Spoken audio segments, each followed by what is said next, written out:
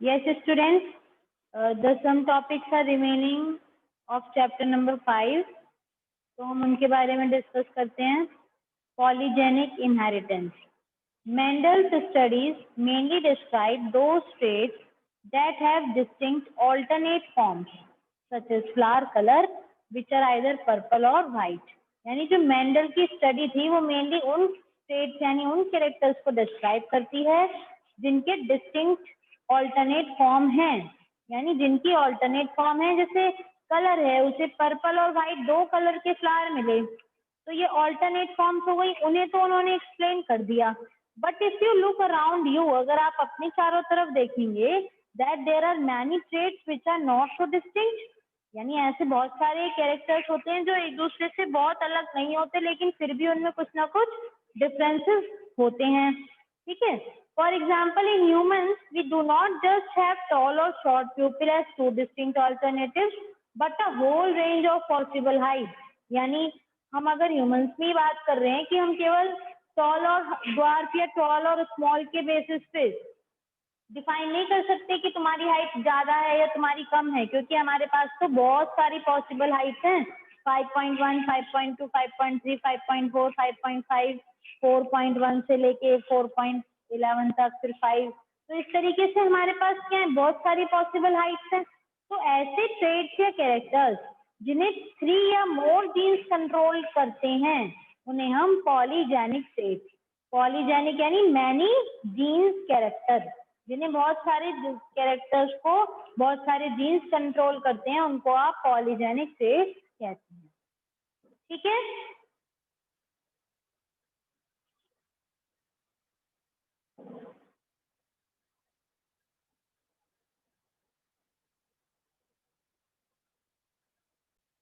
So besides the involvement of multiple genes, polygenic inheritance also take into account the influence of environment. यानी polygenic jeans के अलावा, multiple genes process के अलावा, जो polygenic का concept है इसमें एनवायरनमेंट का भी इफेक्ट पड़ता है. देखिए कैसे. जैसे हम देख रहे हैं यहाँ पे human skin colour is another classic example for this. ठीक है. पॉलीजेनिक ट्रेट में कलर आ जाता है. हम सिर्फ गोरे या काले के बिहाफ पे नहीं डिफाइन कर सकते स्किन कलर को. बहुत सारे डिफरेंट कलर्स हैं. 3 जीन्स हैं. जैसे मान लीजिए आपने माना कि ABC 3 जीन्स हैं जो कंट्रोल करते हैं कलर को, स्किन कलर को. ठीक है. तो हमने देखा ABC responsible for dark skin colour और small ABC for light skin colour. तो जो जीनोटाइप है डोमिनेंट एलीली का, वो क्या बन जाएगा, कैपिटल बन जाएगा पूरा, और रिसेसिव का क्या बन जाएगा, पूरा स्मॉल बन जाएगा, जिसमें लाइटेस्ट स्किन कलर आ जाएंगे. और as expected the genotype with 3 dominant, रिया don't draw, as expected the genotype with, beta Riya what are you doing, as expected the genotype with 3 dominant alleles. यानी अगर हम 3 dominant alleles A capital B और capital C की बात कर रहे हैं और 3 रिसेसिव है, स्मॉल a, स्मॉल b और स्मॉल c, तो हमारे पास उसके अलावा इंटरमीडिएट स्किन कलर भी होगा. तो in this manner the number of each type of alleles in the genotype would determine the darkness or lightness of the skin in an individual. तो इसके अकॉर्डिंग हमें कैपिटल A मतलब capital jeans और light small jeans के behalf पे dark और light colour की पहचान हो जाएगी. तो इसके बिहाफ पे हमने पॉलीजेनिक इनहेरिटेंस को और ज्यादा एक्सप्लेन किया. ठीक.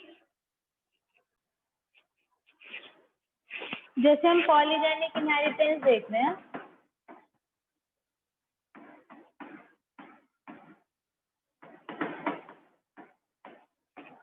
ठीक है.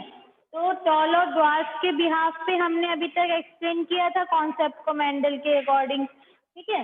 लेकिन अगर हम ह्यूमन नेचर की बात करें तो ह्यूमंस में हाइट जो होती है, अगर हम 4 से शुरू हो जाए तो 4.1, 4.2, 4.3, हाइट की कोई लिमिट नहीं है.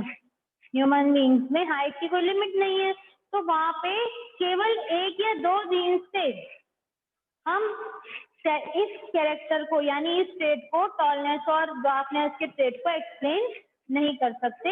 तब हमने ये कॉन्सेप्ट इंट्रोड्यूस क्या किया, पॉलीजेनिक इनहेरिटेंस, यानी ऐसा कैरेक्टर या ट्रेट जो मोर देन वन फॉर्म्स में एग्जिस्ट करता है उसको हम पॉलीजेनिक इनहेरिटेंस में डिस्क्राइब करते हैं।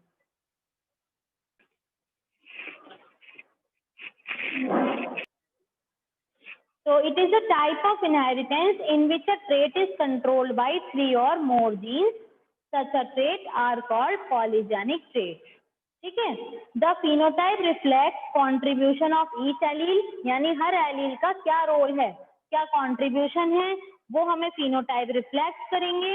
और इन्फ्लुएंस बाय एनवायरनमेंट, यानी एनवायरनमेंट उसको किस तरीके से इन्फ्लुएंस कर रहा है, बढ़ावा दे रहा है बढ़ने के लिए।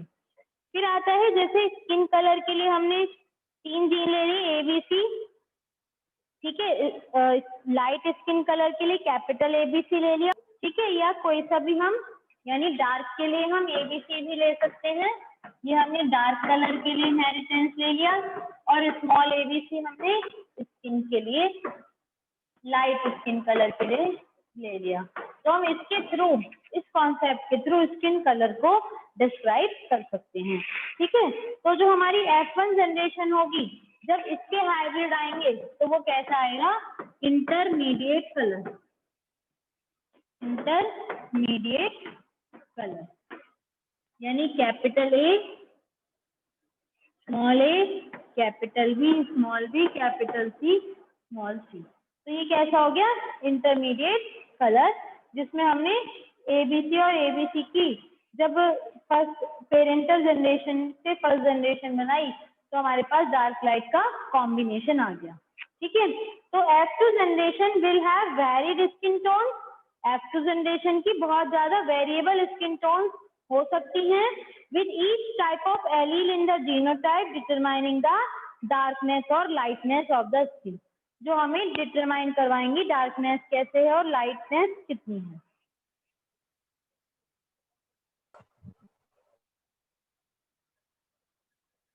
यस बेटा, देखिए next topic is पिलियोट्रॉपी।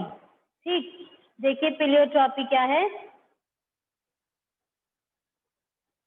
We have so far seen the effect of a gene on single phenotype। अभी तक हमने एक स्टेज पे जीन का क्या इफेक्ट है वो देखा था। There are however instances where a single gene can exhibit multiple phenotypic expression, यानी कई बार क्या होता है, एक ही सिंगल जीन बहुत सारे phenotype शो करता है, तब आप उसको पिलियोट्रॉपिक जीन कहते हैं। इसकी मैकेनिज्म को समझेंगे आप। देखिए, the underlying mechanism of pleiotropy in most cases is the effect of a gene on metabolic pathway, यानी किसी भी पर्टिकुलर जीन का हमारी मेटाबॉलिक एक्टिविटीज पे अलग अलग इफेक्ट हो सकता है, सभी पर्सन पे अलग होगा और उसका इफेक्ट अलग होने की वजह से डिफरेंट फिनोटाइप्स आ जाएंगे। तो एक एग्जांपल है इसका फिनाइल कीटोनूरिया, जो ह्यूमंस में होता है। तो वहाँ पे क्या है, disease is caused by mutation in the gene that codes for enzyme phenyl alanine hydroxylase. Single gene mutation के लिए जो होती है और ये मैनिफेस्ट करती है अपने आप को फिनोटाइप एक्सप्रेशन के थ्रू, मेंटल रिटार्डेशन और स्किन की या हेयर की जो पिगमेंटेशन है वो चेंज हो जाती है। ठीक है, तो वो हम पिलियोट्रॉपी से शो करते हैं। तो पिलियोट्रॉपी कैसे हम डिफाइन करेंगे, it is the phenomena in which a single gene exhibit और कंट्रोल मल्टीपल फिनोटाइपिक एक्सप्रेशन, यानी एक ही जीन बहुत सारे फिनोटाइपिक एक्सप्रेशन को जब कंट्रोल करता है या रिप्रेजेंट करता है तब आप उसको पिलियोट्रॉपी कहते हैं। तो पिलियोट्रॉपिक जीन अफेक्ट मेटाबॉलिक पाथवे, पूरी बॉडी का मेटाबॉलिज्म इफेक्ट करेगा, रिजल्टिंग इन डिफरेंट फिनोटाइप। उससे बहुत सारे फिनोटाइप आपके पास आ जाएंगे एक ही जीन से। जैसे फिनाइल कीटोनूरिया, इसमें जीन कोडिंग आ गई एंजाइम फिनाइल एलेनाइन हाइड्रोक्सिलेज की, और जो इफेक्टेड इंडिविजुअल हैं वो मेंटल रिटार्डेशन शो करेंगे और स्किन कलर और हेयर कलर डिफरेंट टाइप्स के शो करेंगे। या ड्रोसोफिला में हम देखते हैं तो जो जीन है विंग साइज के लिए जो जीन है वो क्या बताएगा, नेचर ऑफ बैलेंसर, यानी जो उसके विंग्स हैं उन दोनों का बैलेंस जब तक मेंटेन रहेगा तभी तो उसकी बॉडी फ्लाइंग कंडीशन में आएगी।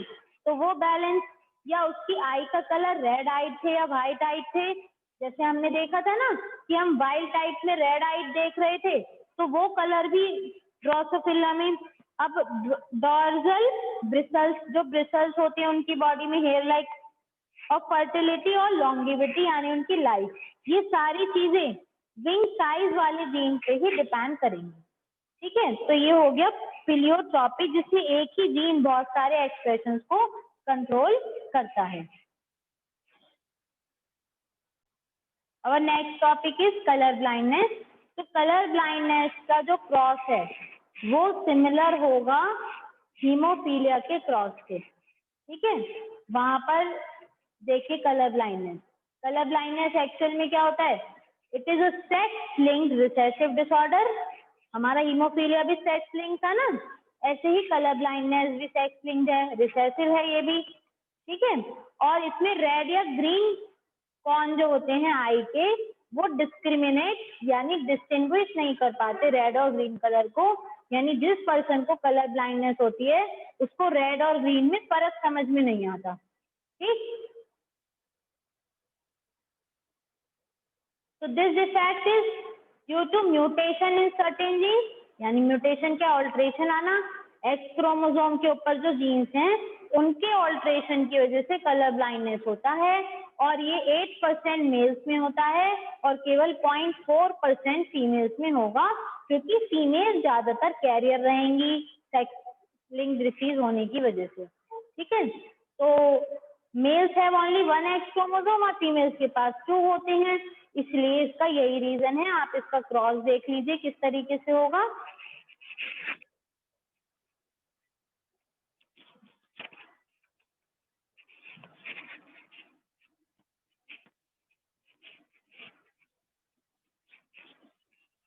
सी हम लिखते हैं सब सुपरस्क्रिप्ट में, ये है कलर ब्लाइंड फीमेल। ठीक है, and this one is carrier female.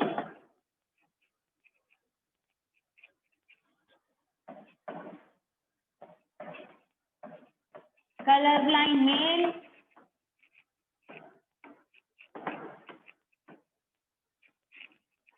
And normal male. तो ये 4 पॉसिबिलिटीज होती हैं कलर ब्लाइंड के केस में।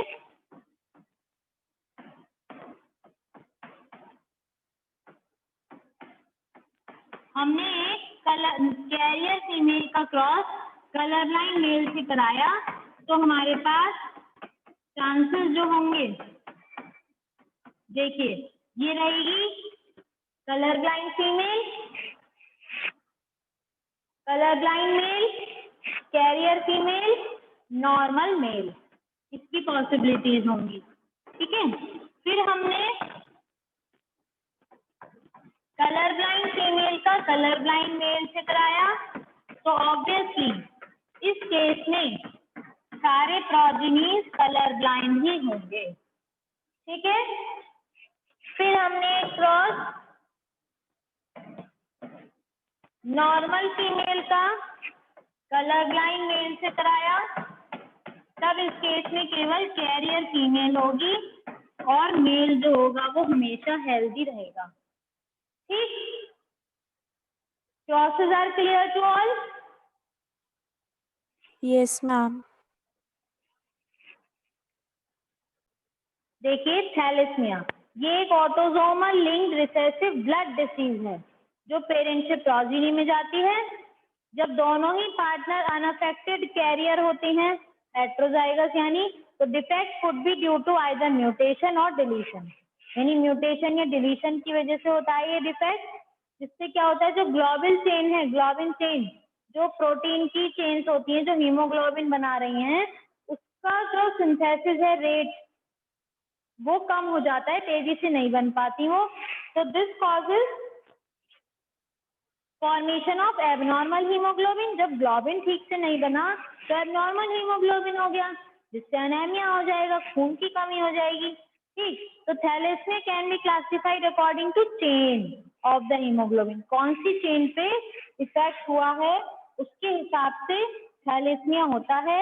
यहाँ आपका थोड़ा सा मिसप्रिंट है, ये अल्फा थैलेसीमिया और बीटा थैलेसीमिया है। तो अल्फा थैलेसीमिया में जो प्रोडक्शन होता है ग्लोबिन चेन का is affected while in beta thalassaemia production of globin chain, मतलब अल्फा थैलेसीमिया में अल्फा ग्लोबिन चेन का प्रोडक्शन इफेक्ट होगा और बीटा थैलेसीमिया में बीटा ग्लोबिन चेन का जो फॉर्मेशन है वो अफेक्टेड होगा। तो कौन सा ग्लोबिन चेन ठीक से नहीं बन पाया उसी के बिहाफ पे अल्फा थैलेसीमिया और बीटा थैलेसीमिया होता है। ठीक, तो alpha thalassaemia is controlled by two closely linked genes HbA1 and HbA2। ठीक है, और जो बीटा थैल और ये किसमें होते हैं 16 क्रोमोसोम पेयर पे होते हैं। और अगर हम बीटा की बात करते हैं तो बीटा जो होता है वो it occurs due to mutation of one और मोर या दोनों जीन्स किसके HBB हीमोग्लोबिन बी जो क्रोमोसोम नंबर 11 पे होगा, ये देख सकते हैं आप यहाँ पे। तो ये इन दोनों के कॉम्बिनेशन से थैलेसीमिया डिजीज 2 टाइप्स की बनी, alpha thalassaemia and beta thalassaemia.